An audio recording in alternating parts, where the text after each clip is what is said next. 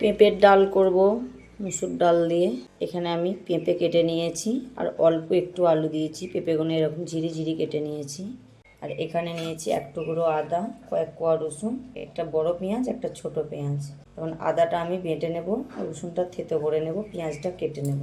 কড়াই বসিয়ে দিয়েছি, কড়াইয়ের মধ্যে তেল দিয়ে দেবো। কড়াই গরম হয়ে গেছে আর দেবো না, তেল হয়ে যাবে। তেল গরম হয়ে গেছে, পেঁয়াজগুলো দিয়ে দেবো।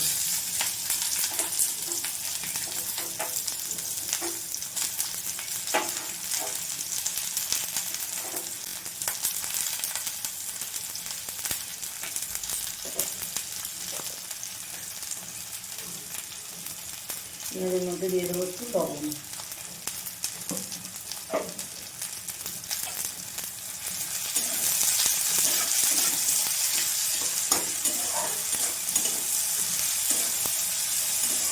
পেঁয়াজটা অল্প ভেজে নেব।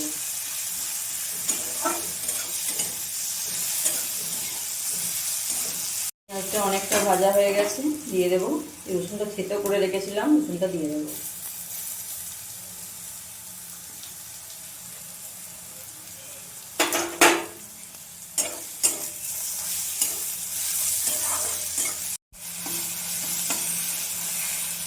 ভাজা ভাজা হয়ে গেছে, যে আলু আর পেঁপে কেটে রেখেছি দিয়ে দেবো।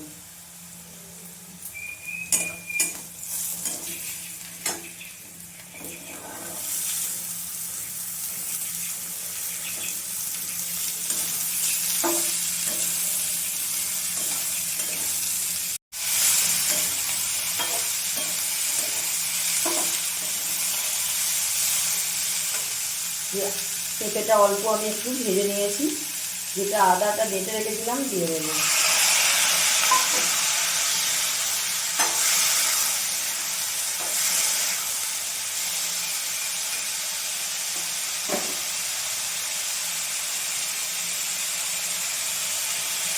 দিয়ে দেবো জিরে গুঁড়ো।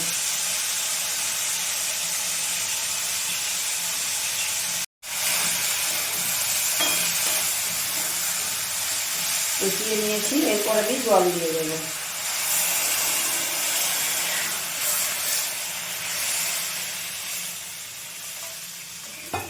সিদ্ধ হবে, অনেকটা টাইম লাগবে, তাই অনেকটা জল দিয়েছি।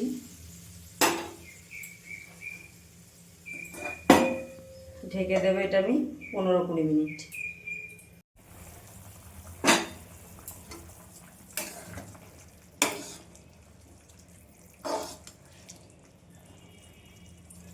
পেঁপেটা সিদ্ধ অনেকটা হয়ে গেছে।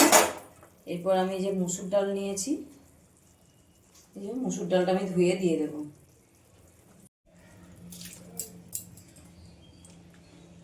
মুসুর ডালটা প্রথম থেকে দিলে একবারে গলে যাবে বলে আমি প্রথম থেকে দিইনি, আর প্রথম থেকে দেওয়া যাবেও না, তাহলে মুসুর ডালের একটু একটু দানা ভাবগুলো কিচ্ছু থাকবে না, ফ্যান হয়ে যাবে বলে খেতে ভালো লাগবে না অতটা।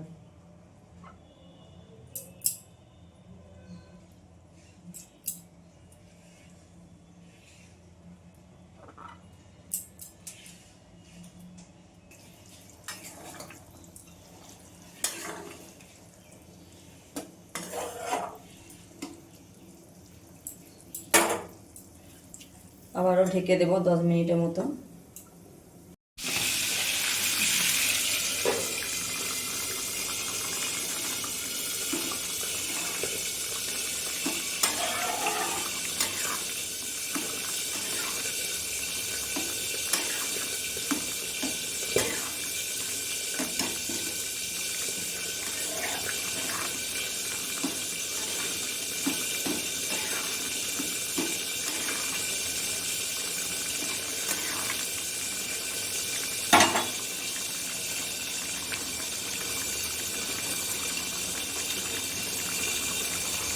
দিয়ে দেবো হলুদ গুঁড়ো।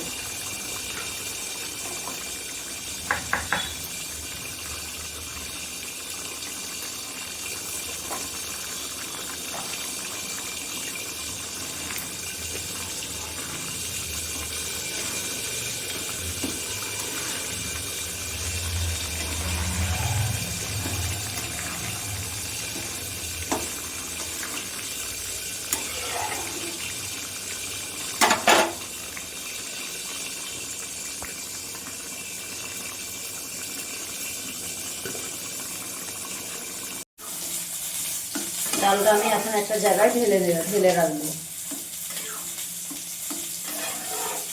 তেল লঙ্কা ভেজেছিলাম, একটু তেল ছিল, আবার একটু তেল দিয়ে দিলাম। দিয়ে দেবো একটা শুকনো লঙ্কা, একটা তেজপাতা দিয়ে দিলাম, মাঝে মাঝে দিয়ে দেবো 5 ফোড়ন।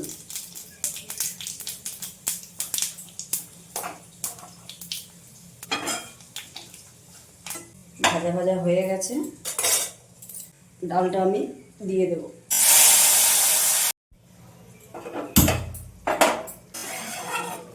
এক চামচের মতো চিনি,